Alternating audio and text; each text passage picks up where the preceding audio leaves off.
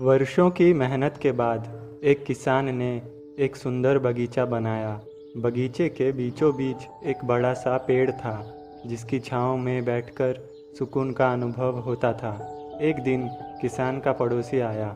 बगीचा देखते ही उसने कहा, वाह, बगीचा तो बहुत सुंदर है, पर तुमने बीच में ये मनहूस पेड़ क्यों लगा रखा है? किसान ने पूछा, क्या मतलब? पड़ोसी बोला, अरे ये तुम नहीं जानते, इस प्रजाति के पेड़ मनहूस माने जाते हैं। ये जहाँ होते हैं वहाँ अपने साथ दुर्भाग्य लाते हैं। इस पेड़ को जल्दी से जल्दी यहाँ से हटाओ। यह बोलकर पड़ोसी तो चला गया, पर किसान परेशान हो गया। उसे डर लगने लगा कि कहीं इस पेड़ की वजह से उसके साथ कुछ अशुभ न हो जाए। अगले ही दिन उसने वो पेड़ काट दिया। पेड़ बड़ा था, उसकी कटी लकड़ियाँ पूरे बगीचे में जहाँ तहाँ इकट्ठा हो गई। अगले दिन फिर वही पड़ोसी आया और बोला, अरे, इतने सुंदर बगीचे में ये बेकार की लकड़ियाँ क्यों इकट्ठा कर रखी है? ऐसा करो, इन्हें मेरे आंगन में रखवा दो।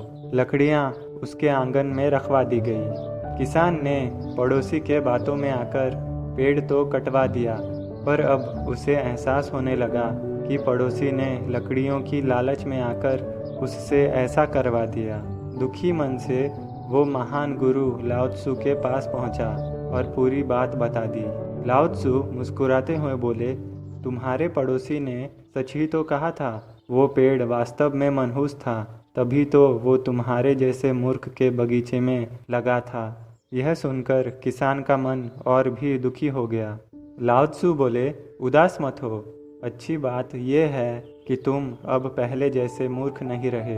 तुमने पेड़ तो गंवा दिया, पर उसके बदले में एक कीमती सबक सीख लिया है। जब तक तुम्हारी अपनी समझ किसी बात को ना स्वीकारे, तब तक दूसरे की सलाह पर कोई कदम मत उठाना। दोस्तों, बहुत बार हम दूसरों की देखा देखी या किसी की सलाह पर कोई डिसीजन ले लेते हैं। हो सकता है ऐसा करना कुछ लोगों के लिए फ़ायदेमंद रहता हो, पर ज़्यादातर मामलों में नतीजा बुरा ही होता है।